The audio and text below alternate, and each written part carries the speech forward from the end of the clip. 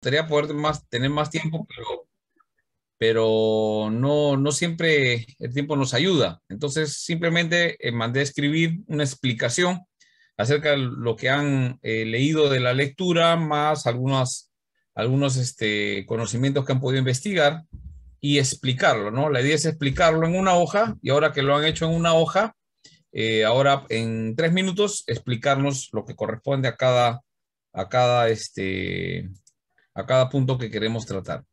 Entonces, vamos a ver, había que exponer, el primero era de la espiritualidad, Wilson Chapa, pero no se encuentra. Vamos a ver la invisibilidad, ¿sí? Como atributo del Señor. Hermano José Mejía, adelante, explícanos, por favor. Pastor, pero primero es leerlo, creo, ¿no? Dijo que primero era leerlo y después era explicarlo. Sí, pero en la clase, no, Atributos no, no, no. comunicables de Dios. La Sí. invisibilidad de Dios. A ver, Dios es un ratito, un ratito. Un segundito, hermano José Mejía. La tarea no hay que leerla acá en la clase, solamente explicarla, exponer. Porque yo en el papel ya lo tengo, pues no necesito que me lo lean, ¿no? Pero en la clase es explicarlo, porque en 3 minutos no va a alcanzar para leerlo. La hoja va a tomar más tiempo. ¿Se entendió así? Ya. Solamente la exposición. La hoja no la lean. Yo ya lo tengo ahí, de los que he recibido. ¿Sí? Muy bien. Ahora sí, José Mejía, disculpe. Por favor, siga adelante. Por eso, Dios es espíritu y como muy bien sabemos que está escrito en Juan, que hace una semejanza del espíritu con el viento, que no lo podemos ver y dónde va, de dónde viene. Y se refiere a que este atributo se refiere a que nosotros no podemos ver su esencia. Dios es espíritu y no tiene volumen, no tiene masa, no tiene superficie, no existe algo que contenga toda su deidad. Y más mm, por amor, por la preocupación de estar siempre, que el hombre esté siempre a su lado, de alguna manera la mente de un hombre no puede comprender cosas que no ven, ¿no? El hombre está diseñado para ver, por eso tenemos el sentido de la visión y de lo que ve, cree. Entonces, Dios, preocupado en eso, toma formas de cosas creadas, ¿no? Para acercarse al hombre y, y dar a conocer también de lo que es él, su esencia de él, ¿no? En el Antiguo Testamento quería hacerse saber como protector, ¿no? En la nube eh, en la nube de fuego y en la nube de fuego y siempre me confundo de esto, y no, sí, pues en la nube y en el fuego, ¿no? Darse a conocer que era protector del pueblo. Eh, También a Moisés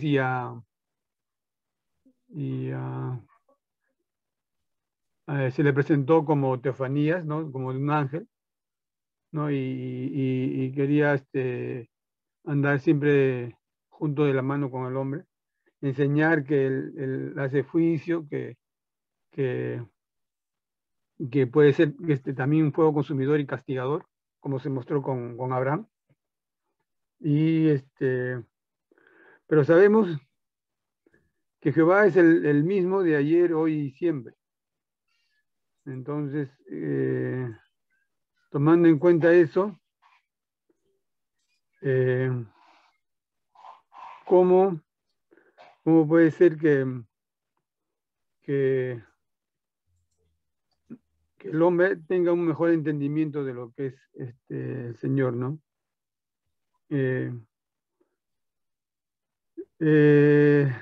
Jesucristo tuvo esa misión de hacer conocer al Señor. Y como habla en Juan, dice que Él ha venido para hacerse conocer y también les dijo a ellos, si quieren conocer al Padre, me han visto a mí y así es el Padre. Yo le he dado a conocer. Hermano.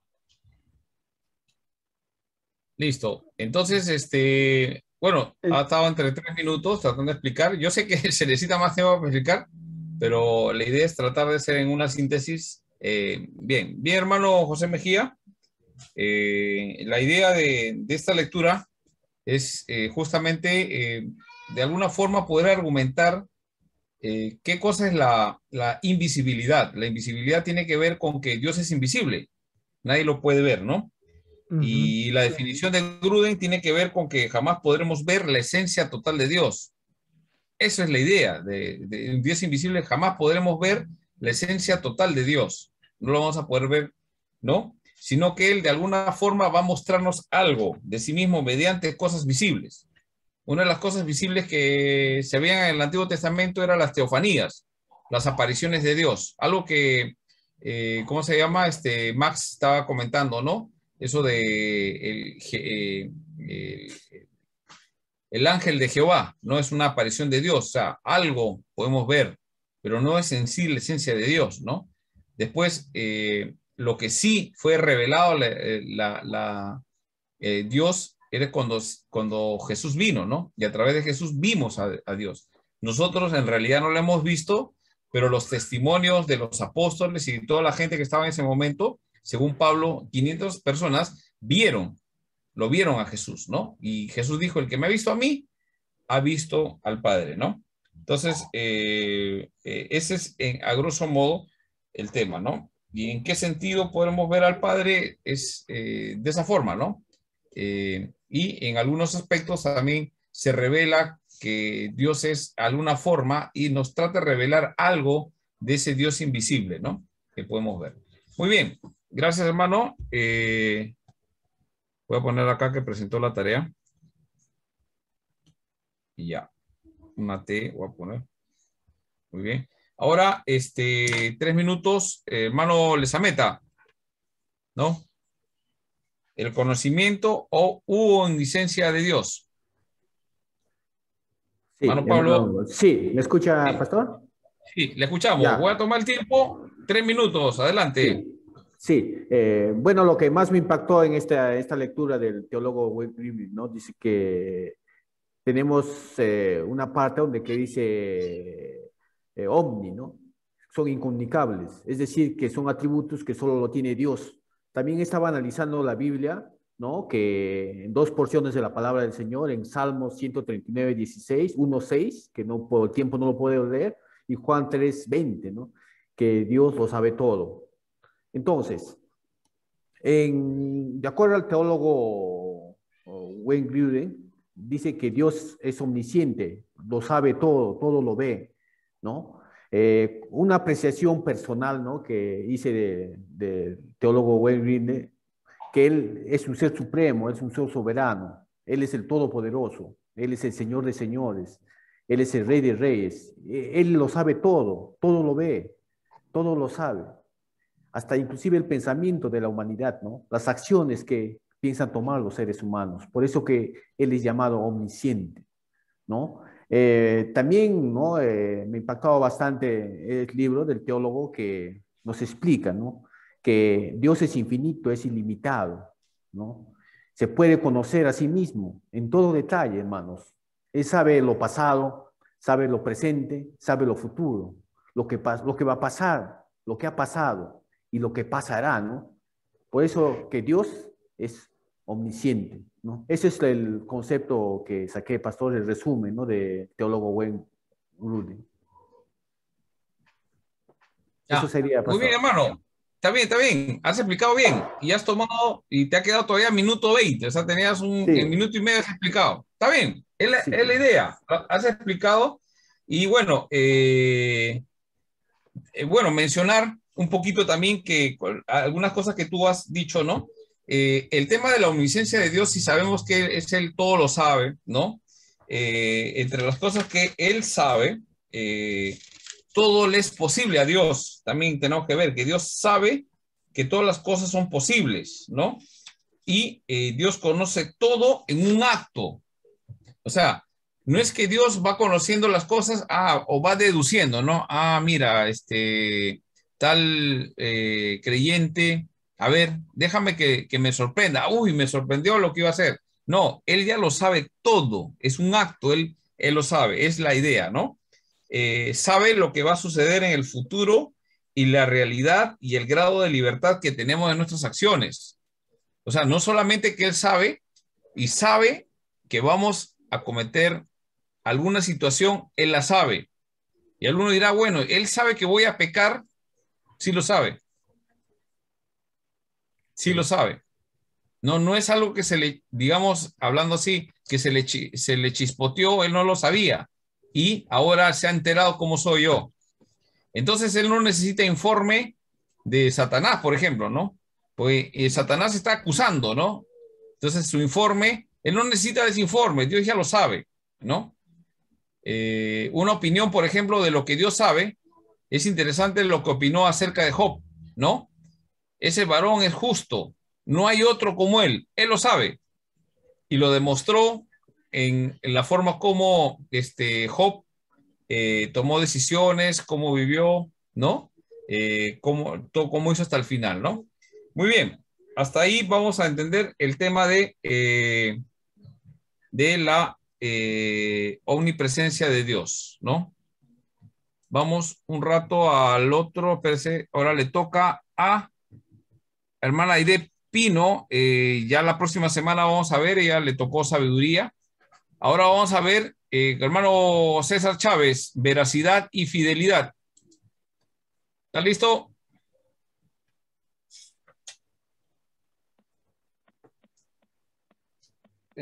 Un momentico, ya.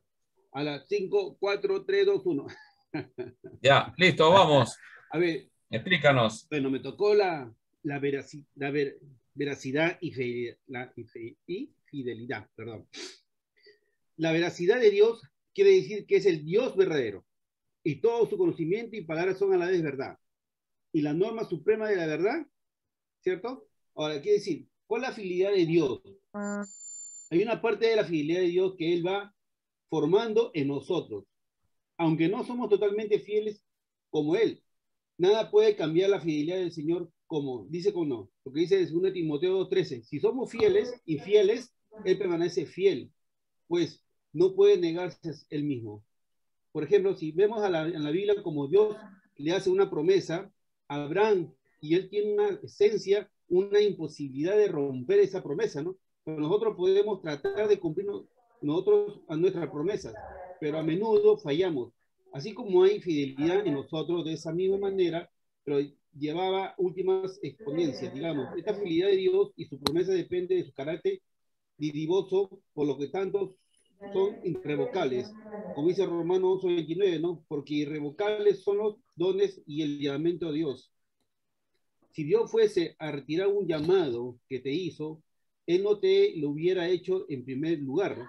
La promesa de Dios son para siempre. Esto no quiere decir que Él no disciplina y que no puede removerse en una posición, ya que en Pablo se está refiriéndose específicamente a la salvación que nunca perderemos. Esto significa que Él siempre es fiel.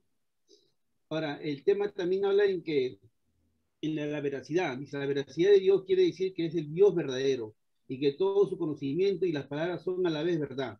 Y la norma suprema de la verdad, a veces se ha usado el término confiabilidad o también verdad como sinónimo de la veracidad de Dios. La primera parte de esta definición indica que el Dios revelado en la Biblia es el Dios verdadero y real, y que todos los demás que se llaman dioses o son ídolos, ¿no? El Señor es el Dios verdadero, el Dios viviente, el Rey eterno, los dioses que no hicieron los cielos ni la tierra desaparecerán de la tierra y debajo del cielo. En Jeremías 10:11 dice, mas Jehová es el Dios verdadero, Él es el Dios vivo, el Rey eterno, a su ira tiembla la tierra, y las naciones no pueden sufrir su indignación. Diréis así, los dioses que no hicieron los cielos ni la tierra desaparecerán de la tierra y debajo de los cielos, y debajo de los cielos. Dios es verdad, y por esa razón nosotros debemos buscar la verdad. Por ejemplo, ¿no? La Biblia dice que la verdad nos hace libre, y la podemos encontrar en Cristo Jesús, que dijo que es el mismo la verdad. Y la veracidad es la íntimamente relacionado con todo lo que se refiere a la verdad o la realidad o la capacidad de que alguien que decir siempre la verdad y ser sincero, honesto, franco, es tener una buena fe, pastor. ¿Está bien? Ya. Bueno, 3 minutos. Ahí sonó, ¿no? Ya, se escucha, ¿no? Bueno, ya, está bien. Ahí has tomado notas, leído un poco tus notas. Ya, ese es lo que es este atributo, ¿no? El atributo de la veracidad y fidelidad. La idea es que traten de también de que este conocimiento que han aprendido lo tengan o sea, si alguien te pregunta por qué Dios es, un atributo de Dios es la veracidad y la fidelidad, ¿no? Entonces uno puede explicarlo en propias palabras, es la idea, ¿no? De la exposición también. Bueno, si de ahí lo puedes sintetizar y tenerlo como una enseñanza, sería importante, porque la idea es que podamos conocer eso. Ahora, les he dado a leer los otros, también traten de entender qué significa y con sus propias palabras pueden explicarlo. Entonces, la veracidad, es importante que todos centremos la veracidad en cuál es el fundamento de la veracidad de Dios. ¿Por qué Dios es veraz? ¿Por qué hay veracidad en Él? ¿Por qué es un atributo de Él? Este fundamento está basado en su palabra. Él es veraz porque su palabra es verdad. O sea, la verdad de Dios está basado en su palabra. La verdad de Dios no está basado en lo que podamos ver de Él. O sea, que yo lo veo. Acuérdense, Dios, por eso era importante que Wilson explicara el primer punto. Pero bueno, ustedes ya lo han leído. El primer punto que se trata es la espiritualidad. Dios es espíritu, había que explicar, al final yo voy a explicar. Después hemos visto el otro elemento sobre la invisibilidad. Dios es un Dios invisible. Y ahora estamos viendo el tema de la veracidad. La veracidad de Dios no tiene que ver con que yo no veo a Dios. La filosofía de este mundo dice, yo no puedo creer en algo que no veo. Por eso es necesario entender esta enseñanza. Dios se revela por medio de su palabra. En Juan capítulo, voy a explicar un poquito, ¿ya? En Juan capítulo 1, mira lo que dice. Vamos todos a Juan 1, es importante. Por eso, bueno, yo voy a llamar la atención a Wilson porque tenía que él estar primero, explicarle, pero ya todos han leído, ¿no? Pero bueno, vamos a...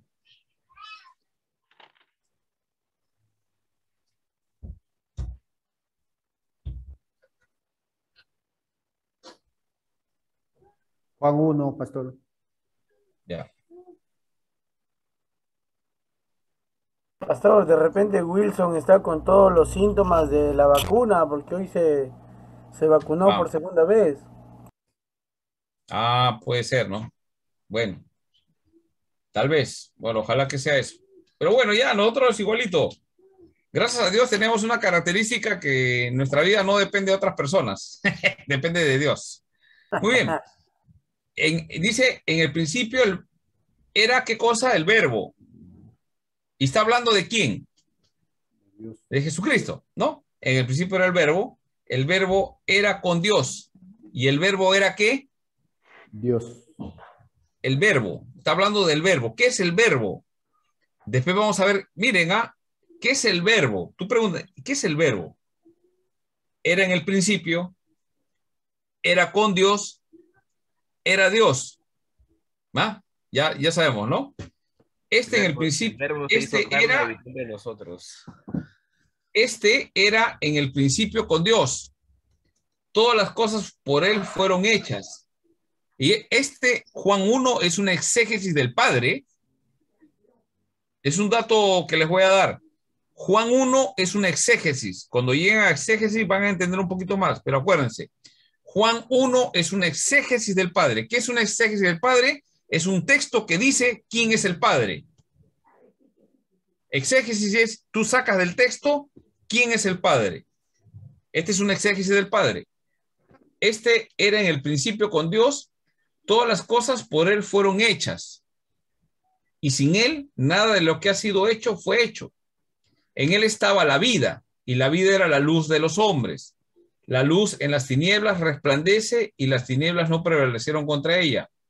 De ahí habla de Juan el Bautista, saltamos un poco. Versículo 9, aquella luz verdadera que alumbra a todo hombre venía a este mundo. ¿Te das cuenta? En el mundo estaba, nota lo que dice el versículo 10. En el mundo ya estaba, y el mundo por Él fue hecho. Eso es importante ver, en el mundo ya estaba, o sea, no es que Jesús fue creado, ya estaba, esa es la idea de lo que dice. Y el mundo por Él fue hecho, pero el mundo no le... ¿Cuál fue el problema del mundo? ¿Cuál es el problema del mundo? Este pasaje nos dice, ¿qué dice? ¿Cuál es el problema del mundo? No le conoció. No lo conoció. El problema del mundo es que no lo conocen. Ya, pregunta, nosotros como creyentes, ¿cuánto conocemos al que decimos que conocemos? Yo lo conozco, sí, ¿cuánto conoces? Ya, el conocimiento de Dios debería llenarnos, o sea, cada día busca conocer a Dios, busca conocer a Dios. ¿Cómo lo vas a conocer? Por sus atributos. Tengamos cuidado cuando caemos nosotros en ese aspecto de lo que decimos espiritualidad, pero que es muchas veces misticismo, ¿no? Por ejemplo, hay cosas que podemos sentir de Dios. Por ejemplo, ¿cómo puedes tú sentir a Dios? ¿Cuál es la evidencia del Espíritu Santo en nuestras vidas? La transformación Entonces, que ha hecho a través de los frutos nuevos que tenemos. Los frutos, muy bien. Pero, por ejemplo, hermano, ¿qué pasaría si yo le digo, hermano Leoncio, ¿sabes qué? He sentido el Espíritu Santo. Y todos me dirán, ¿y cómo? Bueno, sentía que se me mis manos estaban calientes y mi cuerpo empezaba el calor, el fuego del Espíritu Santo. Si bien es cierto que el Espíritu Santo, el símbolo del Espíritu Santo es fuego, ¿no? Pero no nos olvidemos que también Dios tiene un fuego consumidor. La pregunta, ¿cuál de los fuegos me está cayendo? Entonces, ahora, eso no quiere decir que alguien que, por ejemplo, a mí me ha pasado, que a veces escuché de unas personas que cuando empecé a predicar, ¿no? Y cada vez que yo salía a predicar, ¿sabes qué sentía? Bueno, la verdad, se me congelaban las manos y los pies. En pleno verano estaba con la mano helada y el pie helado. Debería estar caliente. ¿Qué pasaba? Lo que me estaba pasando es que estaba súper nervioso, un extremo de nerviosismo pero tú empiezas a escuchar, ¿no? No, que la llenura del Espíritu Santo se siente las manos calientes y vas a hacer. Ahora, ¿qué pasaba? Que salía a predicar y decía, ya estoy perdido porque estoy helado. Entonces, mira el concepto. Pero mientras que iba avanzando, iba empezando a predicar, como que ese frío y ese nerviosismo de reserva presentado. Ese nerviosismo iba acabando y iba entrando en confianza. Y esa confianza permitía que hasta que tenía calor, pues, ¿no? O sea, el tema. Entonces, de acuerdo a la actitud que tú tomas, va a presentarse las cosas. Es decir, nuestros sentimientos no es una evidencia del Espíritu Santo. Eso es lo que quiero decir, ¿no? Sino lo que dice el hermano Leoncio. La evidencia del Espíritu Santo son sus frutos. ¿Se entiende? ¿No? Entonces, mira lo que sigue diciendo. En el mundo estaba y el mundo por él fue hecho, pero el mundo no le conoció. Versículo 12, muy conocido, a los suyos vino y los suyos no le recibieron, más a todos los que le recibieron creen hijos de Dios. ¿Ya? Verso 14. Y aquel verbo, nuevamente empieza a hablar de aquel verbo. Ya sabemos de quién está hablando, ¿no? Y aquel verbo fue hecho ¿qué? Carne. Mira cómo se expresa de la segunda persona de la Trinidad. Primero estaba en la creación, el verbo era Dios pero ahora se hizo carne. Entonces la segunda persona de la Trinidad, ¿qué cosa se hizo? Carne. Pero era, ¿qué cosa? Pero le dice verbo. Entonces seguimos con la pregunta, ¿quién es el verbo? Y aquel verbo fue hecho carne, ¿y qué más hizo? Y habitó entre nosotros, y vimos su gloria, gloria como del unigénito del Padre, lleno de gracia, ¿y de qué cosa? De verdad. Ese es el atributo de la veracidad de Dios. La verdad lo reveló ¿quién? El verbo, que se hizo carne. Y Juan dio testimonio de él y clamó diciendo, este es, ¿no? Porque de su plenitud, versículo 6, tomamos todos gracia sobre gracia por la ley. Empieza a escribir, versículo 18. Estoy sintetizando para poder aprovechar el tiempo. Versículo 18, a Dios, ¿qué dice? Nadie le vio jamás. El unigénito Hijo que está en el seno de ¿quién? Del Padre, Él le ha dado a conocer. Y continúa, y este es el testimonio, empieza el testimonio de Juan el Bautista. De Juan el Bautista, ¿no? Muy bien.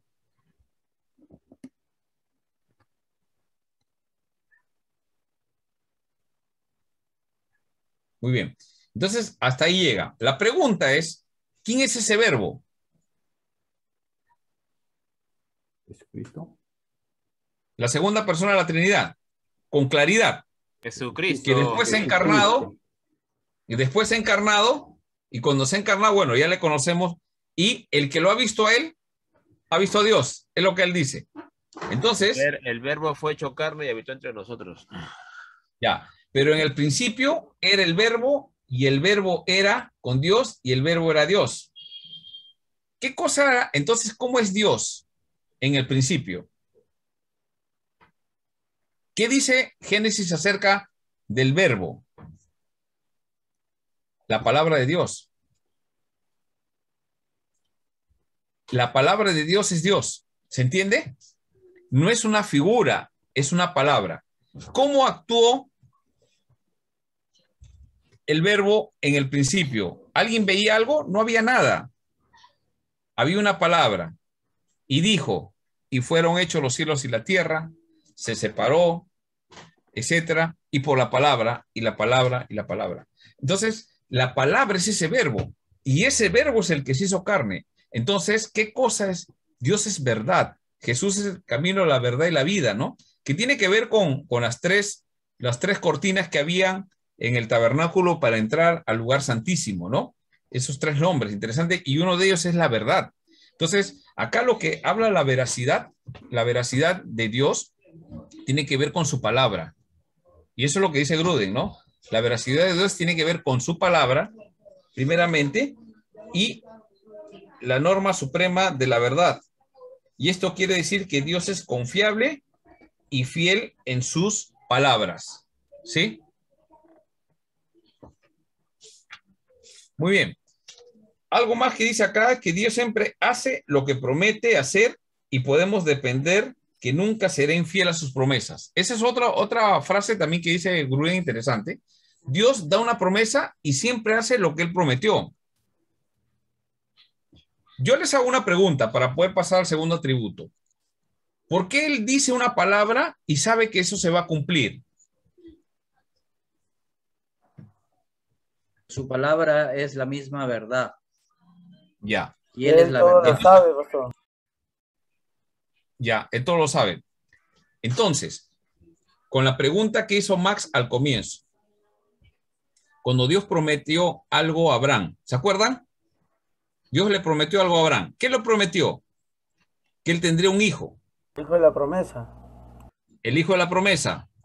Y que en ese hijo iba a venir una descendencia, que iba a ser, después entendemos que es Jesucristo.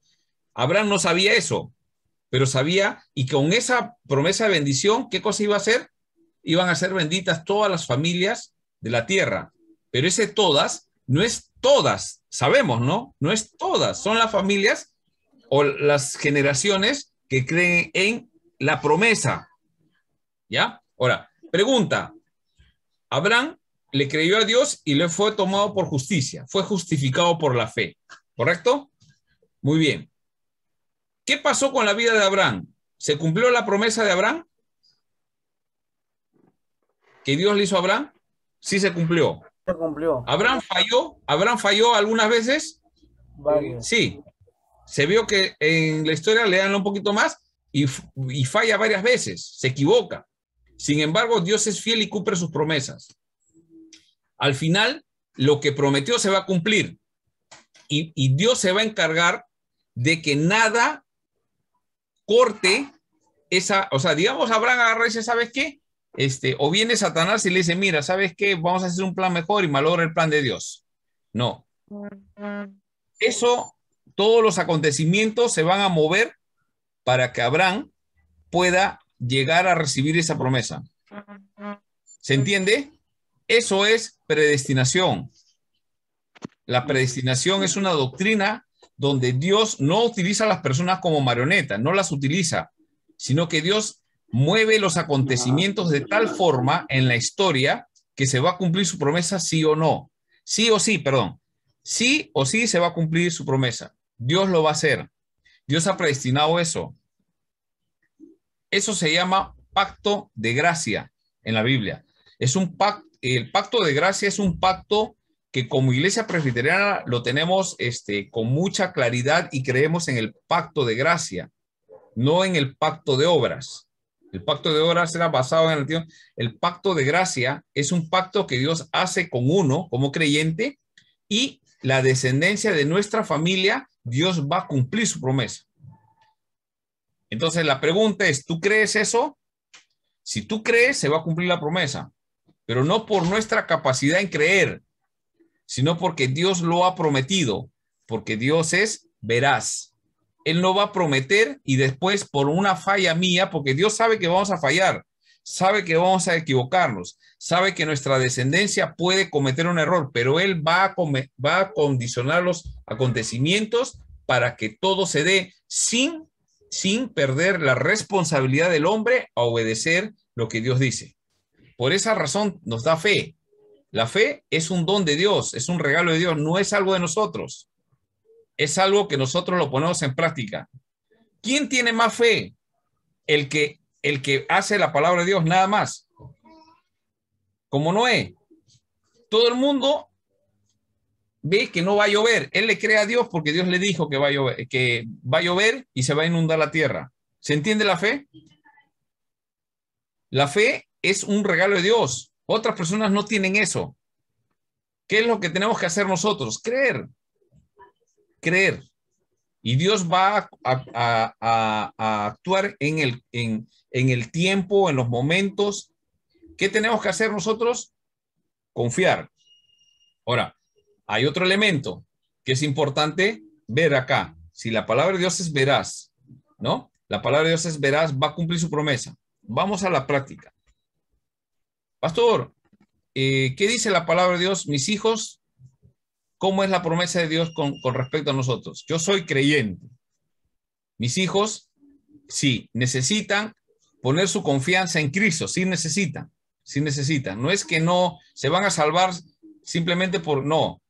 Pero Dios va a hacer la obra en ellos. ¿Cuál es nuestra labor? ¿Cuál es nuestra responsabilidad? Enseñarles la palabra de Dios. Predicarles el evangelio.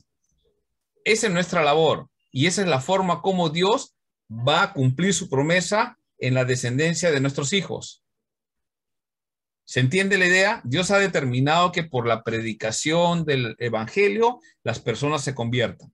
¿Cómo van a creer nuestros hijos? Por la predicación del evangelio. ¿Se entiende? ¿Por qué? Porque Dios es veraz. Si la promesa de Dios no se cumple, entonces podríamos decir que Dios no es veraz, pero eso es imposible. Dios es veraz, porque ha dado su palabra y ha dado su promesa. Nosotros ¿qué tenemos que hacer? Es creerla, no dudar en ella. ¿Se entiende ese atributo de Dios? ¿No? Entonces, nuestra fe está basada en la palabra, que es verdad.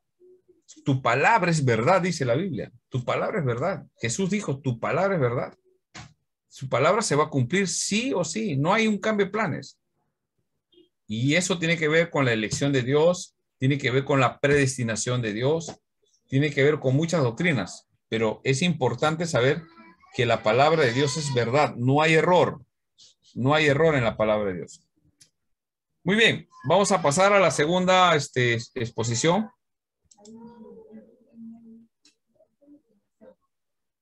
David Melgarejo, la bondad. Sí, la bondad. Ahí yo voy a explicar. Allá, ahí está, hermano. Buenas noches con todos. Bueno, según Google, la bondad de Dios la define como aquello que es aprobado por Él o que es digno de aprobación, ¿no? Lo que puedo entender mientras leía es que dice todo lo que Dios aprueba o digno de aprobación es la demostración de su bondad. Y también puede entender que habla de cada cosa que hizo desde el principio en adelante. Todo es manifestación de la bondad de Dios, ¿no? Que Dios es bueno en todo lo que hace, todo lo que dice. Y nosotros también podemos ser capaces de ver la bondad de Dios cuando vemos que es aprobado por Dios. O sea, si sabemos que esto es aprobado por Dios, sabemos que tiene una aprobación, entonces es una manifestación de la bondad de Dios, ¿no? Prácticamente después empieza a hablar todo basado en eso, que es la bondad de Dios y todo lo que Él aprueba, todo lo que Él dice que es digno de aprobación. Y eso es lo que puedo entender, pastor. Ya, muy bien. Sí, recibí tu tarea también. Bueno, ha sido bastante sintético. Ya le ganó al resto. Bueno, pueden tomar los 3 minutos para explicarlo, pero si escogen en menos tiempo está bien. Entonces, es interesante que el tema de la bondad de Dios Dios es bueno, nunca cambia de ser bueno. Entonces, cuando vemos en la Biblia que Dios manda al final de los tiempos, hermanos, hemos leído Apocalipsis, siempre es bueno volverlo a leer, y más que nada yo digo, es mejor volverlo a estudiar. Si ya lo estudió usted una vez, vuelve a estudiar. Me ha pasado que voy descubriendo algunos elementos interesantes que tienen que ver con los atributos de Dios.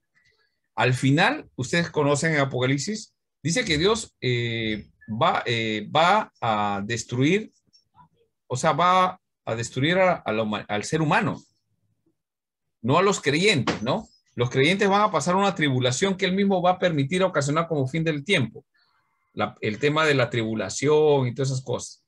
Bueno, los dispensacionalistas piensan que ya están en el cielo, esperando y mirando como espectadores lo que pasa acá, y los que están abajo todavía son los judíos, que están en proceso de salvación, y algunos gentiles que se le ha chispoteado a Dios y se quedaron, que se van a convertir en el tiempo de la tribulación, y ya cuando el Señor Jesús baje nuevamente la tercera vez, porque esa es la postura, ahí ya nos vamos a unir todos como un pueblo. Y bueno, esa es la postura ¿no? Y la postura de que el Señor va a venir una segunda vez, va a venir después de esa tribulación de 7 años, va a venir y la iglesia pasa a la tribulación.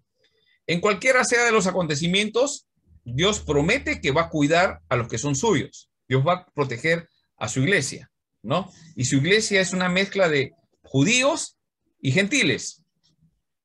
Esa es la idea, la otra postura, ¿no? Pero al margen de si estamos de acuerdo de una a la otra, la idea es de que en ese proceso va a haber gente que va a morir y va a morir sin Cristo. Dice gente que va a querer esconderse de ver, va a ver las copas de ira, ¿saben? ¿No? Cómo va a ser y va a ser terrible. Gente que va a estar padeciendo situaciones y va a llegar un momento que se van a querer meter debajo de las peñas escondiéndose, pero aún así no se arrepienten, ¿no? Entonces ahí va a venir el tema de van a morir horriblemente, ¿no? Y se va a ver, y todas esas cosas que menciona. La pregunta es, sabiendo todos esos acontecimientos, viendo que, otro ejemplo de Job, viendo que un día viene y Dios decide permitir que mueran sus hijos y perder todo lo que tenía. Yo hago una pregunta. Vemos ahí algo bien fuerte. Pregunta, ¿Dios deja de ser bueno? Y es difícil, ¿no? O sea, que a mí me da la impresión como que mi concepto no es tan bueno, ¿no? Mira, o sea, pensando humanamente, pero sin embargo la Biblia dice que es bueno. ¿Tiene propósitos en hacer eso? Entonces, ¿qué cosa mantiene a un creyente? Conocer que Dios es bueno. Regresando al ejemplo que dimos al comienzo, ¿se acuerdan el ejemplo de José? Lo venden como esclavo sus hermanos. Todo lo que le pasa, aparentemente no es bueno lo que le pasa, pero él tiene en la cabeza, Dios sigue siendo bueno y sigue actuando para cumplir el plan de Dios. Ahora, si entendemos un poco más la Biblia, el sufrimiento, los padecimientos nos ayudan a no a ser más obedientes, sino realmente a pasarlos y ver dónde nuestro corazón, qué cosa hay en nuestro corazón, si realmente amamos o no a Dios, ¿no? Entonces, el tema de la bondad de Dios es un elemento del atributo de Dios, que Dios nunca deja de ser bueno, nunca deja de ser bueno, ¿no? Muy bien, gracias, David, ¿no? Muy bien, ahora le toca a Iván. Hermano Iván Melgarejo. Sí, pastor, aquí estoy. Sí. Iván Melgarejo, te toca amor, ¿no? El atributo del amor de Dios. Por favor, tienes 3 minutos. Sí, pastor, bueno, según la lectura, la verdad que es muy, muy interesante lo que habla acerca del amor y, bueno, yo creo que hablar del amor es algo muy grande, ¿no? Como dice la palabra de Dios, el amor de Dios es alto, ancho, profundo, que creo que en todos los libros podrían alcanzar para comprender el amor de Dios, pero lo que más estuvo resaltando en la lectura es que el amor es la esencia de Dios. No es que Dios solo tiene amor, sino que Dios es amor. Entonces, desde el principio, desde antes de la fundación del mundo, Dios, su naturaleza es darse, es entregarse. Por eso la palabra dice que a Jesús, Dios lo amó antes de la fundación del mundo. Y Jesús lo amaba el Padre. Y junto con el Espíritu Santo forman un ambiente de amor en el cielo. Por eso lo que hay en el cielo es gozo, paz, todo el tiempo, es alegría. Porque lo que manifiesta esa relación, esa unión, es el amor. Y lo que se nos demanda a nosotros es hacer lo mismo que hizo Dios por nosotros, ¿no? Dios nunca nos va a pedir nada que Él no haya hecho. Por eso Él nos pide, amen como yo los he amado, entréguense como yo me entrego, amen a su prójimo. Y dice, y cuando amen como yo los amo, entonces todos los demás van a ver que son mis hijos, van a conocer que ustedes son de Cristo, porque aman como yo he amado.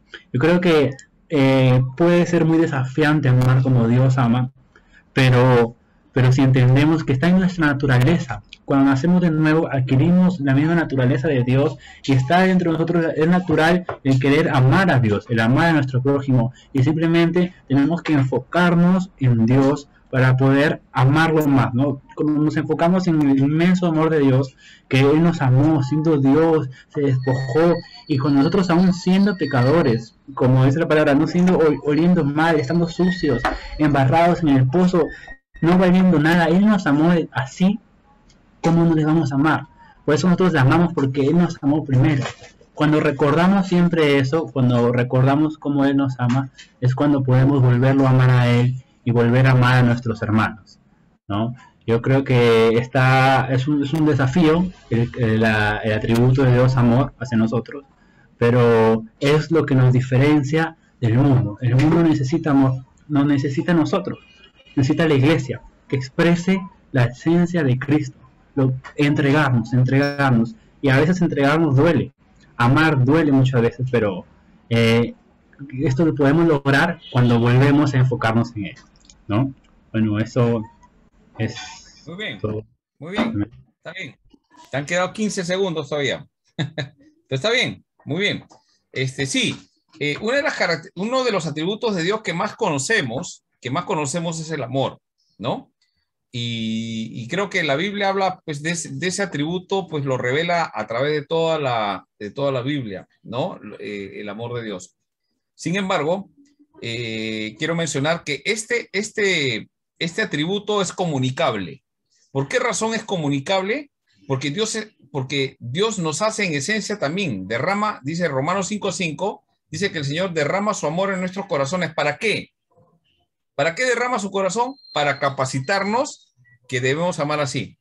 Y ahí hay una dificultad para nosotros de poder reflejar eso. Amar amar al enemigo.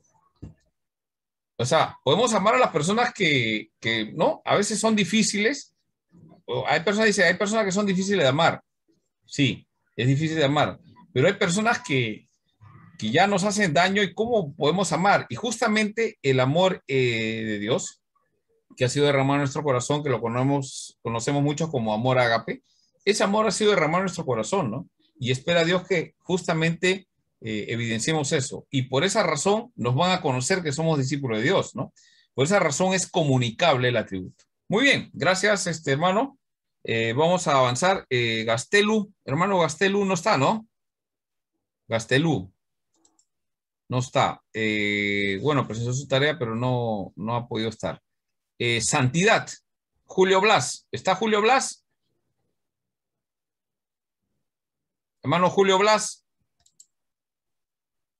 Creo que no está, ¿no? También se ha vacunado hoy día, pastor. Ya. Entonces, Julio Blas. Leila, hermana Leila Murillo. Hermana Leila. Buenas noches, pastor. Hola, Leila. ¿Cómo estás? Buenas noches. Muy bien. Por favor, exponnos en 3 minutos ¿Qué atributo te tocó? Disculpa. La paz. Paz y orden, ¿no? Ya, muy bien. Adelante, tienes 3 minutos. Paz y orden. Bueno, aquí el Gruden explica y habla acerca define la paz de Dios. Y lo primero que abarca es lo que dice el apóstol Pablo en 1 Corintios. En 1 Corintios, una de sus propósitos de su carta es explicar acerca de que Dios es un Dios de paz. Porque muchas veces hay personas que cuando a veces están pasando problemas o muchas veces están en desorden prefieren no acercarse a Dios.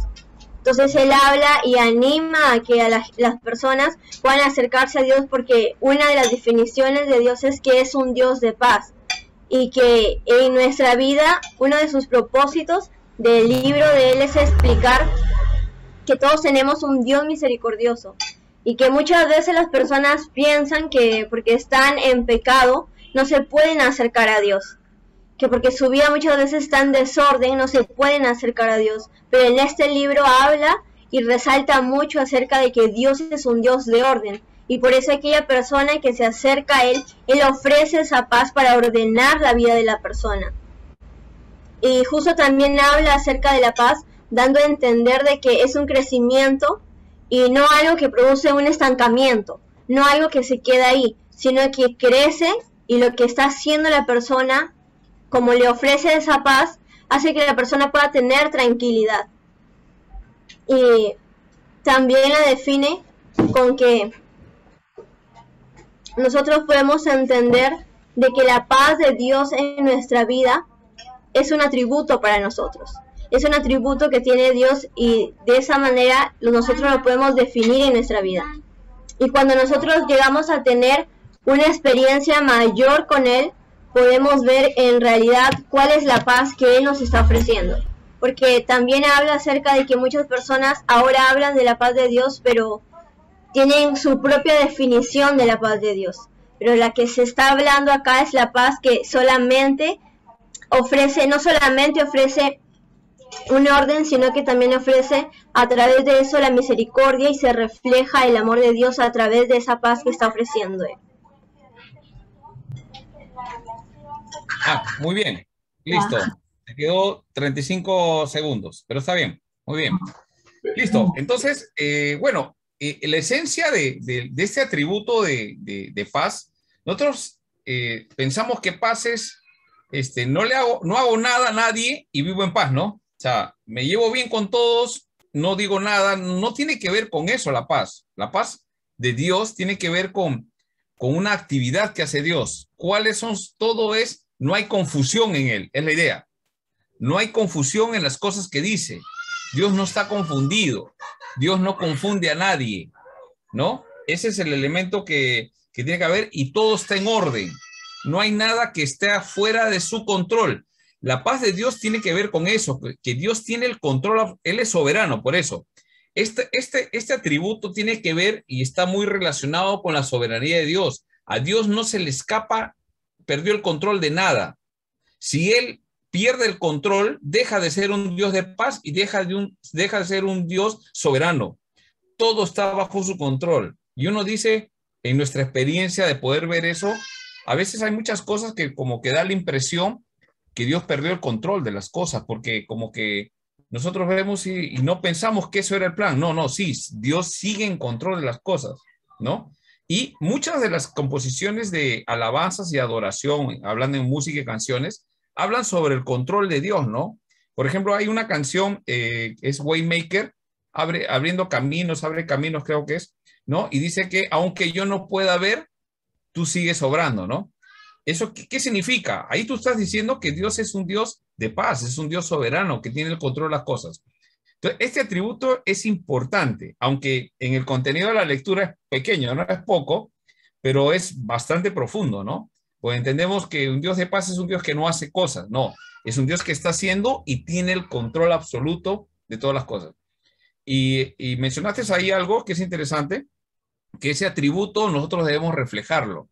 O sea, es un atributo comunicable. Nosotros tenemos que mostrar ese tipo de orden, cohesión, ¿no? Y confiar, bueno, en nuestras posibilidades siempre se va a escapar de nuestras manos, pero nosotros tenemos que confiar que hay un Dios de paz, ese atributo. Muy bien, Leila, gracias. Y ahora, por favor, le toca a Leoncio, justicia o rectitud. Hola, pastor. Buenas noches. Usted dirá. Buenas noches. Adelante. Te escuchamos. A ver, deme un cinquito para poder poner mi cronómetro. Me gusta ser exacto, así que ahí vamos. Muy bien. Aunque la justicia y rectitud tienen diferentes significados en el diccionario español, en el contexto bíblico, en hebreo, griego, en el Antiguo, Nuevo Testamento, tienen el mismo valor. La palabra justicia ha sido establecida para ordenar las pautas o reglas de un conjunto de personas o sociedades, ¿no?, en la que vivimos. La justicia de Dios no actúa por preferencia, sino siempre correctamente y en lo correcto. Y es el mismo el inicio y el fin de toda obra recta, el Dios mismo. Moisés reconoció la justicia de los caminos de Dios al comprobar el castigo de caminar por 40 años en el desierto por la rebeldía del mismo pueblo. Pero también comprobó la justicia de su palabra cuando los llevó a la tierra prometida. Dios es nuestro juez supremo que trae aflicción al corazón pecador y alegría al corazón del hombre que actúa correctamente. La justicia de Dios es el reflejo de los actos de las personas, espada para el injusto y consolación para el recto. Dios pasó por alto un tiempo los pecados del mundo hasta que tuvo que hacer justicia al mundo entero y lo demostró públicamente al humillar y sacrificar a su propio Hijo, el Señor Jesús.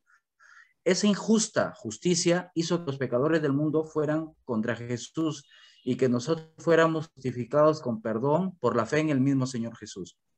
Golpeamos al que nos consoló, encarcelamos al que nos libertó y enfermamos al que nos sanó. Entendemos que la justicia del cielo aplasta la injusticia de la tierra con dolor o amor, pero siempre para el beneficio final del hombre y la mujer. Un ejemplo de eso es Sodoma y Gomorra, el diluvio, ¿no?, y otros más. Las normas morales del hombre pueden parecer rectas, pero son aplicadas por conveniencia. Por ejemplo, los valores morales de honestidad. A veces exigimos honestidad, pero a veces no somos honestos en la sociedad o con el prójimo. Y también la norma moral de Dios es imparcial y Él es la misma norma. Él es la misma norma y la final de la justicia. Y si estamos pasando pruebas que no merecemos, como la pasó Job, pues en esa prueba Dios mostrará su justicia a los demás para hacerlos reflexionar sobre su poder, castigo y perdón. Por eso imitemos a Job, su agradecimiento a Dios en todo tiempo. La justicia de Dios nos observa, nos pesa, nos castiga, nos perdona y nos restaura. Muchas gracias, pastor. Listo, muy bien. Te ha quedado más de un minuto. Está bien, está bien.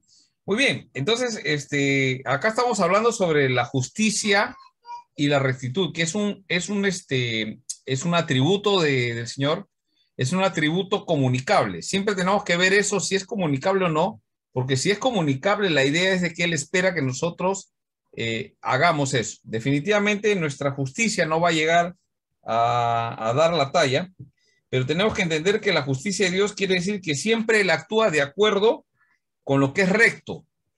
Hay una rectitud de las cosas, hay una justicia, ¿no? ¿Y quién determina esa justicia? Dios. ¿no? Y Él actúa frente a lo que Él ha determinado. Esto es justo, ¿no? Es justo que Dios envíe. Y acá es muy importante, o sea, vamos en las aplicaciones. Algunos dicen, no, Dios ha determinado que todos nos salvemos. No ha determinado que todos nos salvemos. Eso no ha dicho Dios, nunca ha prometido eso. No, es que dice que Jesús murió por todos, no ha muerto por todos. ¿Qué significa ese todos? Como lo traduce las versiones en castellano, no todos. Entonces, ¿qué es ese todo? Tiene un contexto. Todos los que creen, todos los que tienen la fe en Jesucristo. Nosotros podemos concluir eso. Muy bien. Los que han muerto creyendo en la promesa del Salvador, del Mesías, han creído a Dios, mejor dicho, ¿no? Entonces, su justicia, ¿cómo se aplica? Que los que no creyeron, ¿a dónde es? Entonces, Dios y justamente tiene que ver también con un problema acá que muchos no comprenden, el tema de la predestinación, que tiene dos aristas. Dios ha predestinado a algunos para salvación y Dios ha predestinado a otros para condenación. Si no, tenemos que ver la Biblia. ¿Dónde está Judas? ¿Alguien sabe dónde está Judas? ¿Fue salvo o fue condenado? Condenado. Condenado. Entonces, ¿Dios lo ha predestinado para salvación o para condenación? Para condenación. Es evidente que la Biblia evidencia que, ahora, pero no, si Dios condena a unos y a otros salva, entonces Dios es injusto. Dios no es recto. No, sí, Dios es recto y ha establecido los medios de la salvación y ha establecido y ha elegido por su libertad. Después vamos a ver, no sé a quién le toca el tema de la libertad. Él tiene una libertad para poder proceder, ¿no? Y él en su libertad elige, escoge, predestina a algunos para salvación y otros, lamentablemente, para eso no. Pero quiénes van a ser salvos y quiénes no van a ser salvos no es algo que nosotros tengamos la capacidad de saberlo. ¿Cuál es nuestra responsabilidad? Predicar el evangelio, porque esa es la forma como Dios ha establecido para que las personas se salven. Si rechazan o no rechazan, no es nuestro tema, pero también tenemos que hacerlo bien para que la gente entienda, ¿no? Si vamos pues como un predicador que ya todo el mundo quema el fuego del infierno, pues ya la gente ya cierra su oído, ¿no? Me va a hablar de la condenación, pero si uno le predica como si Jesús estuviera predicando, va a ser un instrumento de parte de Dios para que llegue la salvación a esa persona a través de la predicación. Dios ya ha determinado, ha predestinado que esa es la forma como se van a salvar, y así viene la fe por oír y oír la palabra de Dios, ¿no? Entonces, esa es la justicia de Dios, ¿no? Y la justicia tiene que ver que Él actúa bajo esa justicia y Él establece la justicia. No hay quien establezca lo que es justo y lo que es injusto. Si nosotros entramos en ese plan, nos ponemos en el papel de jueces y nosotros no podemos ser jueces, ¿ya? Ahora, hay varios atributos como que Dios no lo impone. Sí, es verdad, la norma la da Él. Entonces, la pregunta es, ¿por qué nosotros creemos eso? Porque tenemos fe. Dios nos ha dado fe. Él siempre está dando, acuérdense. Él siempre nos da y nos ha dado fe. ¿Para qué? Para que creamos lo que Él dice. ¿Por qué el mundo no cree? Porque no les ha dado fe. Así de simple. Hay algunos que parece que tienen fe, pero no es la fe verdadera que les ha dado. Ellos están creyendo con mucho el mundo. Todo el mundo dice, vamos a ir al cielo. Pero ¿en qué se basa su idea de ir al cielo si no creen en Cristo? No, sí creo en Cristo, pero no se someten, no obedecen. No hay un cambio de vida, siguen en lo mismo. Es porque no recibieron la gracia de Dios. Todavía tenemos que seguir predicando, que es nuestra tarea. Muy bien, gracias. Y avanzamos con, a ver, déjame revisar acá, gracias Leoncio.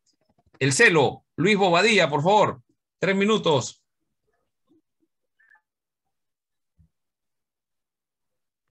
Pastor, yo ya llegué.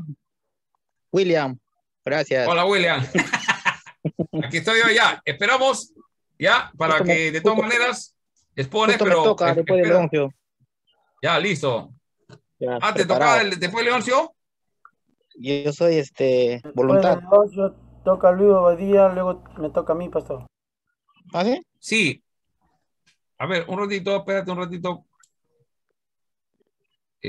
Cabello. ¿Por dónde está Cabello? Después está, todavía hermano, todavía espera un Ah, ya, ratito. ok. Ok, Sí. espero. Le toca a Luis Bobadilla, Celo, y después Max Alba se prepara para la ira. Con todo va a ser. Listo. Luis Bobadilla, por favor. A la 1, a las 2. Hermano Bobadilla ha estado durante todo el rato y no sé qué ha pasado. A ver, creo que tiene alguna dificultad. Vamos avanzando con Max. Max, llegó Ya, la hora de pastor. la ira. Adelante, 3 minutos, por favor. Ya, dentro de los atributos comunicables de Dios se encuentran la doctrina de la ira, ¿no? Tenemos que tener en cuenta que la ira va relacionado con la santidad, con la justicia, ¿no? Y con todo lo que tenga que ver que está en contra del pecado, ¿no?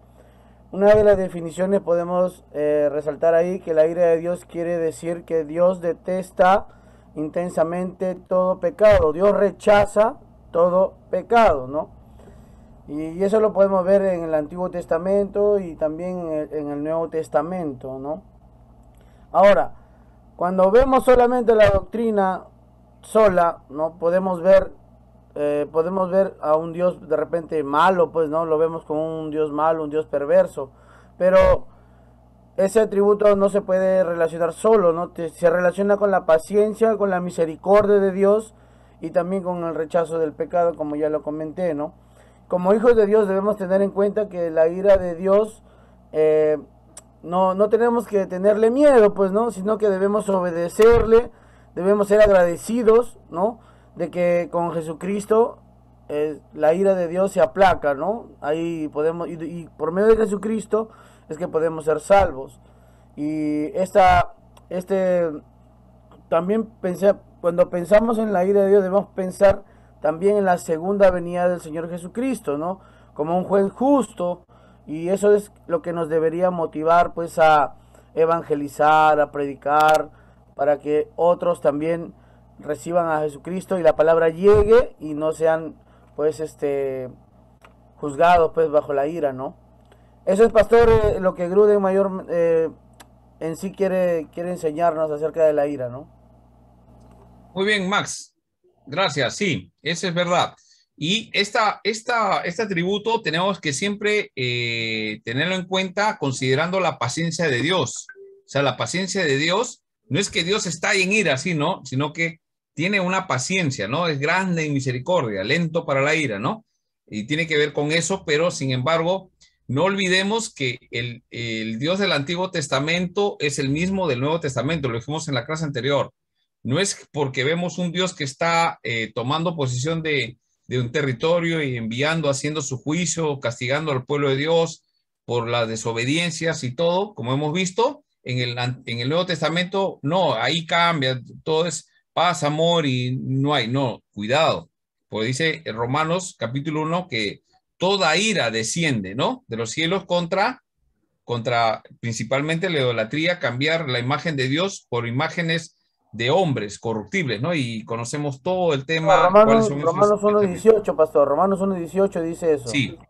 Sí. Entonces no nos olvidemos que hay. Jesús ha aplacado la ira de Dios. Todos somos pecadores. Jesús ha aplacado. Tú tienes que tener fe, confiar en Él. Eso nos justifica. Eso tiene que ver con el tema de la ira. Muy bien. Ahora sí, hermano Bobadilla, ¿estás ahí? Hermano Bobadilla. A la 1.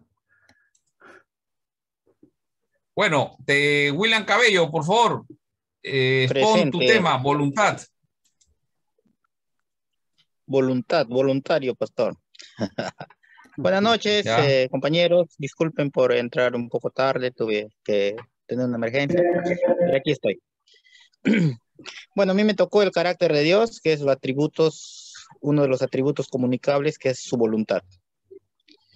Bueno, dice que la voluntad de Dios es el atributo de Dios por el cual Él prueba y determina realizar toda acción necesaria para la existencia y actividad de sí mismo y toda la creación. Esta definición indica que la voluntad de Dios tiene que ver con decidir y aprobar las cosas que Dios hace y es. Tiene que ver con las decisiones de Dios que hace y que Él no hace.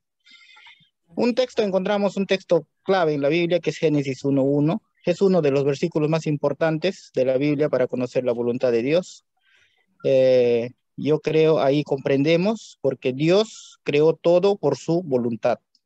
No hay explicaciones, no hay excusas. Dios creó todas las cosas y punto. Muchas personas quieren luchar contra las cosas que Dios manda en la Biblia, ¿no?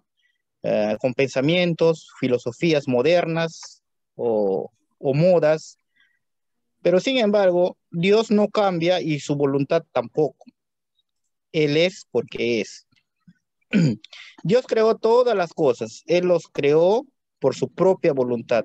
Él quería crear. Y todo lo que creó, se creó con un propósito. Dios es el dueño y el Señor de la creación. Él debe recibir nuestra obediencia y honor. Nada puede detener la voluntad de Dios. Es antes de todo, es después de todo, y es la base de todo. De eso debemos estar nosotros seguros como hijos de Dios. Y como hijos de Dios debemos dejar atrás las pasiones de este mundo, haciendo el bien y haciendo la voluntad de Dios. El mundo pasa y también sus pasiones, pero el que hace la voluntad de Dios permanece para siempre. Un texto hermoso en 1 de Juan 2:17. El mundo pasa y también sus pasiones, pero el que hace la voluntad de Dios permanece para siempre. Para los hijos de Dios es un consuelo saber que Dios es sabio, amoroso y poderoso, y que su voluntad será cumplida. Su voluntad va de acuerdo, su voluntad no va a salir de todas sus características. Su voluntad va a ser de amor, su voluntad va a ser de justicia, y su amor es todo lo que los caracteres que estamos hablando, no va a salir de eso. En Santiago nos anima a pensar que todos los acontecimientos de nuestras vidas están sujetas a la voluntad de Dios, a los que dicen, hoy o mañana iremos a tal o cual ciudad, pasaremos allí un año, haremos negocios y ganaremos dinero. Santiago les dice, ni siquiera saben qué sucederá mañana, más bien debieran decir, si el Señor quiere viviremos y haremos esto o aquello.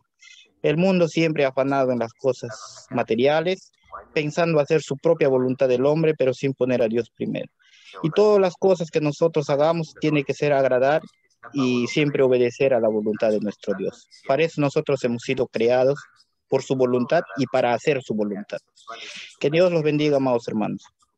Muy bien, hermano, gracias. Es interesante el tema de la voluntad de Dios. Por favor, todos, si no lo han leído bien, léanlo bien, porque hay un aspecto, solamente quiero mencionar por un tema de tiempo, el tema de la voluntad secreta de Dios. Hay una voluntad secreta y hay una voluntad revelada. Hay momentos que nos revela, pero hay un momento que no revela. Sí. Ejemplo, hay un ejemplo interesante que cita Gruden, que todos lo conocemos, lo de José. José ve que hemos hablado de él, ¿no? A lo largo, o sea, hay una voluntad de Dios que no sabemos qué va a hacer, o sea, lo venden como esclavo, lo meten preso como acusado de violación y todo sigue haciendo y sigue, y de ahí revela sueños, conoce, llega y después vienen sus hermanos asustados y él recién se da cuenta la voluntad secreta de Dios. Vosotros, es Génesis 50:20, mi versículo favorito. Vosotros pensasteis hacerme mal, pero Dios lo encaminó para bien, para ver con vida a muchos pueblos. ¿Cuál era la voluntad secreta de Dios? Mantener con vida al pueblo de Dios. ¿Cómo? Haciendo entrar al pueblo a sus hermanos, las tribus, que entraran a Egipto y vivieran ahí y pudieran crecer y multiplicarse. Bueno, conocen la historia. Entonces, eso es importante. Hay una voluntad secreta que no necesariamente tenemos que saberla. Eso es el punto de la aplicación. Muy bien, hablaríamos bastante sobre eso. Léanlo, por favor. Saquen los textos, concéntrense en eso, es importante. En la voluntad secreta, pastor, nos cita Deuteronomio 29:29, ¿no? Hay cosas también que nosotros no vamos a secretas, saber. Claro, sí. Pero tenemos que seguir manteniéndonos ahí, ¿no? Porque Dios tiene una voluntad secreta y una revelada, ¿no? Muy bien. Ahora sí, ahí viene Carlos García, libertad. Uy, ya son las 10, qué pena. Bromita. Bien, ya. A ver, bien, amados hermanos, buenas noches. A mí me toca el atributo de Dios, la libertad, ¿no? Y bueno, para comenzar esta exposición, pues a veces nosotros nos preguntamos, muchas veces nos hacemos preguntas, ¿no? De, por ejemplo, ¿es Dios el Señor máximo? ¿Existe leyes fuera de Dios que Él obedece? ¿Dios está limitado? Y yo creo que todas esas cosas como cristianos sabemos que son cosas que son infundadas, porque sabemos que Dios es un Dios de libertad, un Dios libre, ¿no?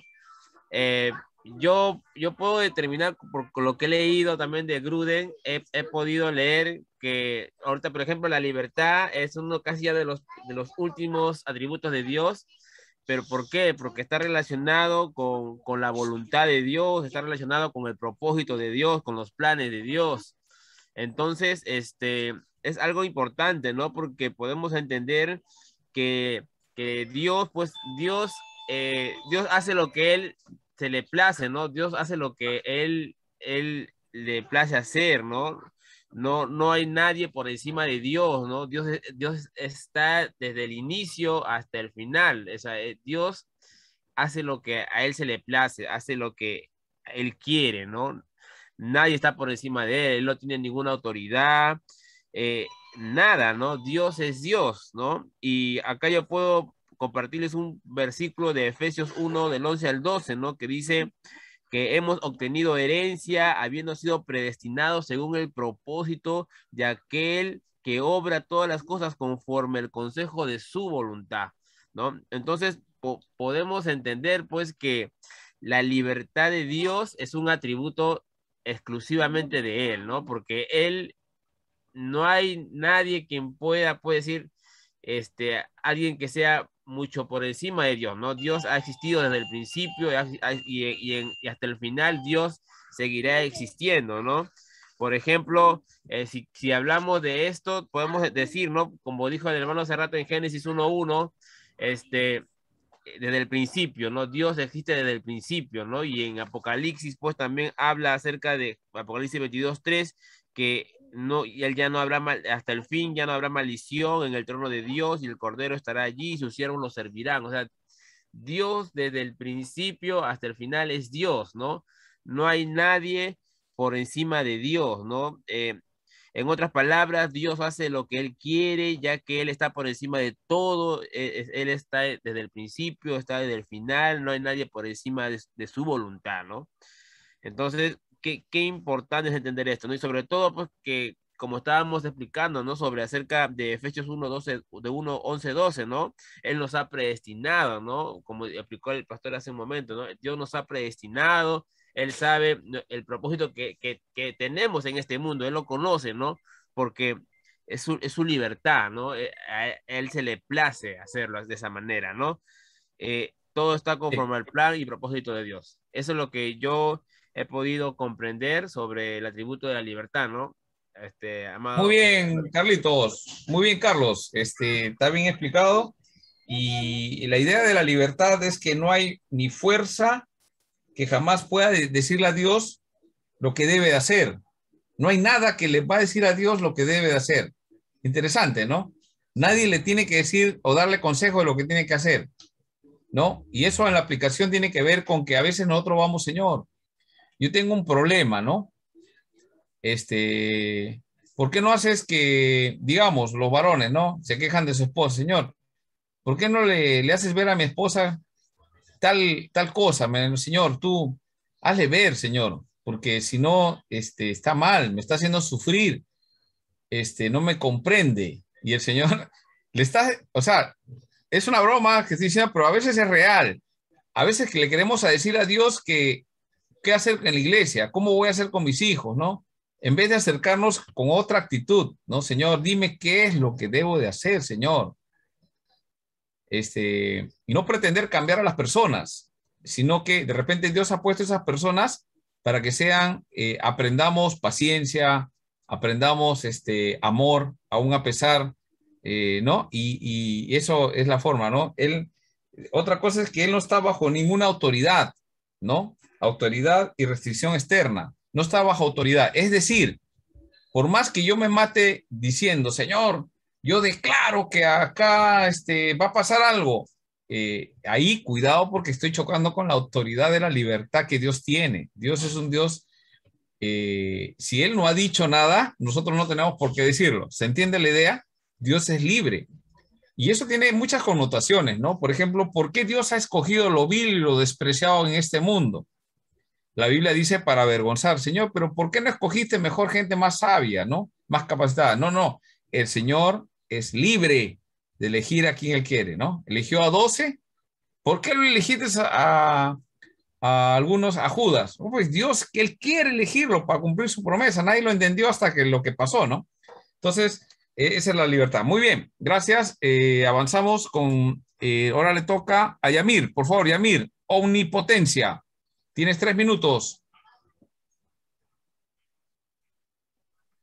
Hermano Yamir.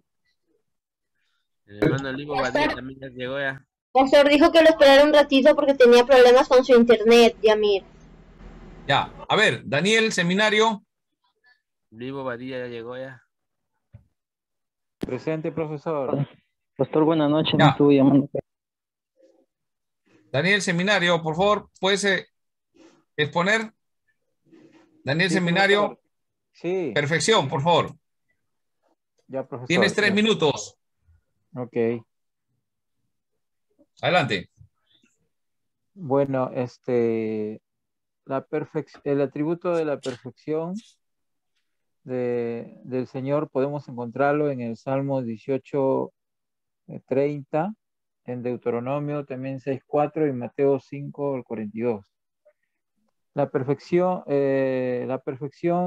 es un atributo que quiere decir que tiene todas las cualidades requeridas o deseables. También significa o es un sinónimo de plenitud y completud. O sea que es algo pleno y completo. También podemos decir que este atributo se refiere a que es todo lo que tiene, o sea, que tiene todo lo que debería tener y no tiene nada de lo que no debería tener. También he podido ver también que la perfección de Dios, o sea, la palabra perfecto, que es el atributo de Dios, no se compara a la palabra perfecta a la que nosotros tenemos. Por ejemplo, nosotros podemos decir, esto está perfecto, pero siempre en el rango humano, la palabra perfecto siempre va a tener errores.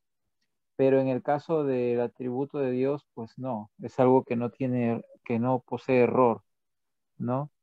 Y que posee todas las cualidades de la excelencia, ¿no? Es el grado más alto de la excelencia también, de la perfección, ¿no? También por eso en algunos versículos habla también sobre sus caminos, dice que son perfectos, ¿no? Claro. También habla también sobre que la perfección quiere decir que no le falta nada, o sea, no hay nada que le falte. Él posee todos los atributos que lo hacen perfecto, ¿no? Este atributo también es un atributo, es el primer atributo sumario, lo que yo entendí en el leer Gruden. ¿Qué quiere decir? Que este atributo ¿cómo se dice? No es afectado por los demás atributos. No sé si me dejo entender. ¿Por qué? Porque hay por ejemplo, un atributo que puede ser de la bondad, pero también puede ser variado o afectado por el atributo de justicia. Pero este atributo de la perfección no puede ser así, digamos así, afectado, porque es un atributo que no puede ser, ¿cómo podría decir en palabras? Bueno, modificado, algo así, ¿no? Eso es todo lo que he podido, pastor, comprender. Muy bien, Daniel. De la sí. perfección. Está bien, muy bien. Sí, el tema de que es sumario, lo que trata de explicar Gruden es de que, o sea, Dios es, por ejemplo, es bueno, pero a la vez es severo. En Romanos capítulo 9, del capítulo 9 hasta el 11, vemos que Dios desgajó al olivo natural, o sea, al olivo el original. Lo desgajó y puso al olivo silvestre, refiriéndose a los gentiles. O sea, sacó a los judíos y puso a los gentiles. Y eso es la bondad para el gentil, pero es la severidad para el pueblo judío, ¿sí? Pero le advierte ahora a los gentiles, cuidado, que si yo fui severo con ellos, con ustedes también voy a ser severos. O sea, eso es sumario. Tenemos que saber que Dios es bueno, pero que también es severo. La severidad de Dios va a caer. Es lo que tenemos que entender. Dios es así, y eso es sumario. Suman las dos características. Muy bien, avancemos. Ahí nos falta, ¿quién nos faltaba antes? A ver, Yamir, ¿ya estás? Yamir Girón.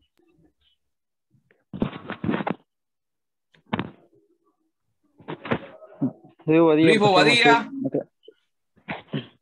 Luis Bobadilla. ¿Aló, Luis? Sí, pastor. ¿Ya está listo?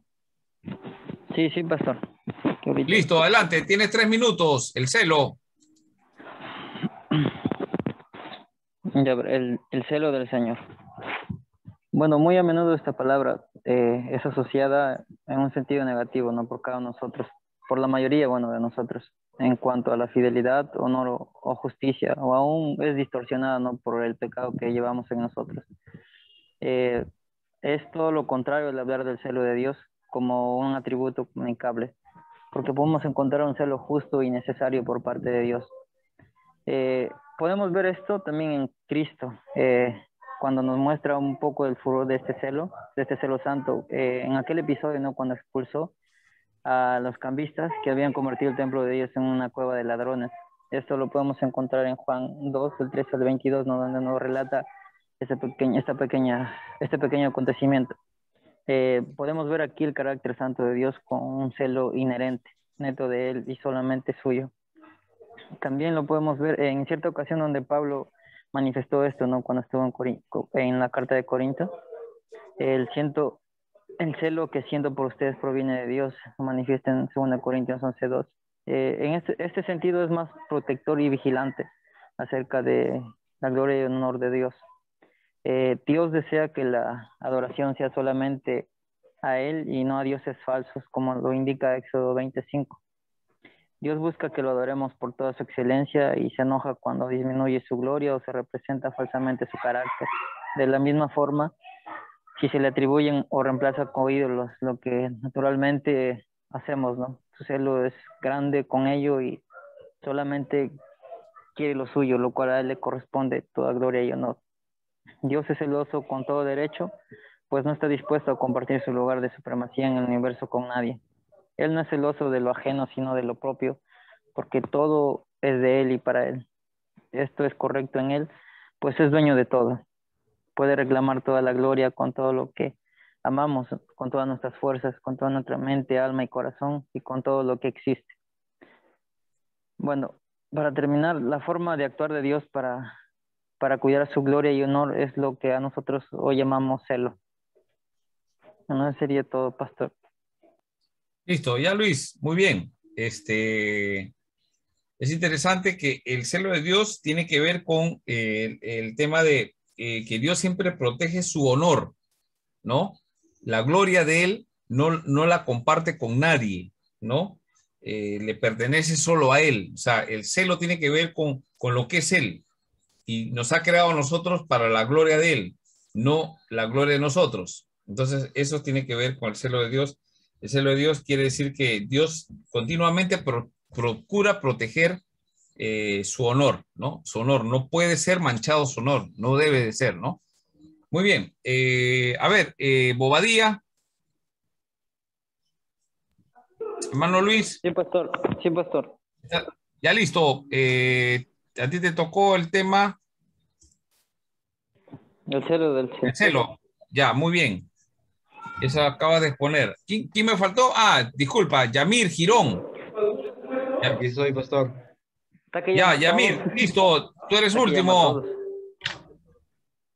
Yamir Girón. 20 ya y Ya, sigue pastor. llamando. Bueno, buenas noches. Sí.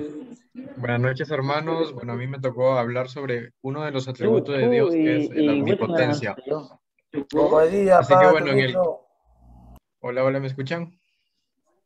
Sí, adelante, Yamir. Ya. Bueno, uno de los atributos de Dios es la omnipotencia. Bueno, en el capítulo 13 habla que este es uno de los atributos comunicables que podemos encontrar, que es la omnipotencia, ¿ya? Gruden a lo largo del relato hace mención, bueno, de algunos puntos para explicar de esta forma al Dios omnipotente. Bueno, lo que leí a través de la lectura era que la palabra omnipotente o la omnipotencia de Dios se deriva de dos palabras latinas, que es omni, que significa todo, y potens, que significa poderoso. Entonces se entiende, bueno, que cuando hablamos del Dios omnipotente hace referencia del Dios todopoderoso. Pero lo que encontraba, según el relato, que es muy interesante, dice que hace mención, citas bíblicas donde dice que, por ejemplo, preguntas ¿cómo se llama? Me enredé. Ya, hace mención de citas bíblicas haciendo alusión que si hay algo posible para Dios, o en otras partes donde dice que para Dios todo es posible. Bueno, pero según lo que explica Gruden, Dios hay algunas cosas que Dios no puede hacer, y parece como una herejía, pero aquí lo explica. Dice que Dios no puede hacer cosas que no estén ordenados conforme a su carácter. Por ejemplo, Dios no puede mentir, Dios no puede negarse a sí mismo, Dios no puede dejar de ser Dios. Así que eso es básicamente lo que trata de explicar, y lo que yo he podido entender de una forma resumida. Y bueno, esto es todo, pastor. Ya, muy bien. Entonces hemos visto ese aspecto también. Ya estamos sobre la hora. Por favor, tengan paciencia para poder terminar. Una consulta, hermano Pablo Lezameta. Sí, pastor. Ya. Tú llegaste a exponer, pues, ¿no? Sí, pastor, yo expuse ya. Sí, claro. Sino que no sé por qué no, es que estoy confirmando, no va a ser que termino y no confirmo este dato. Pablo expuso, acá está. Ya, hermano, ya todos se expusieron, muy bien. Hermano Henry González. Presente, Hermano pastor, Henry buenas González. noches. ¿Cómo está, Henry? ¿Qué tal? Tú no tienes tema, ¿no? Sí, pastor, no tengo tema. Ya, hacemos una cosa. Apunta. Para la próxima lección. Mira, es que eso lo habíamos dejado la semana pasada y tú tenías que comunicarte conmigo para asignarte. Pero como no te has comunicado, bueno, hay una oportunidad porque has participado el día de hoy en la clase. Entonces vas a hacer, ¿sabes en qué consiste la tarea, no? Sí, pastor. Ya, te va a tocar la bienaventuranza. Bienaventuranzas, página 226. Sí, justo eso estaba leyendo, pastor. Ya, muy bien. Ya, entonces ahí te voy a apuntar Henry González. Ya, pastor, gracias. Ya. Listo. Entonces la próxima clase arrancamos contigo, ¿ah? Y con la hermana Aide. ¿Ya? Ya, pastor. Está bien. Listo. Entonces, bueno, ¿alguien más que no le ha asignado? Bueno, ya, hasta ahí cerramos con Henry. Ya el resto ya yo tengo que conversar de forma personal. Bueno, hermanos, muchas gracias. Disculpen la demora, nos hemos tomado 20 minutos, pero había que terminar el tema de la exposición. No podemos extendernos más clases con respecto a los atributos. La próxima arrancamos con lo que falta y empezamos el tema de la Trinidad, que es una doctrina importante, pero que es parte de la doctrina de Dios. Entonces tenemos que dominarla, por decir así, lo máximo que podamos, ¿no? Aunque es difícil explicar, etcétera, pero tengamos una clase sobre eso, ¿ya? Muy bien, ya terminamos. Ya está, no se me pasa ni uno porque a veces se me pasa alguien. Ya, listo, terminamos con una palabra de oración y terminamos. Hermano Leoncio, ¿puedes orar para terminar, por favor? Ya, pastor. Amado Padre, te damos gracias por esta clase que día a día nos infunden, Señor, nuevas formas de defender el Evangelio, que nos van capacitando, fortaleciendo la fe. Ayuda a que todos los hermanos que estamos acá como estudiantes tengamos las fuerzas y el tiempo para hacer también los trabajos, que a veces es un gran esfuerzo también, Señor, seguir en la noche. Bendice a los pastores para que sigan también impartiendo su sabiduría y sus enseñanzas con espiritualidad. Todo esto te lo pedimos, que nos cubras también en esta semana de este virus, en el nombre de Jesús. Amén. Amén. Amén. Muchas gracias, hermanos. Dios les bendiga. Gracias. Nos vemos la próxima semana. Pastor.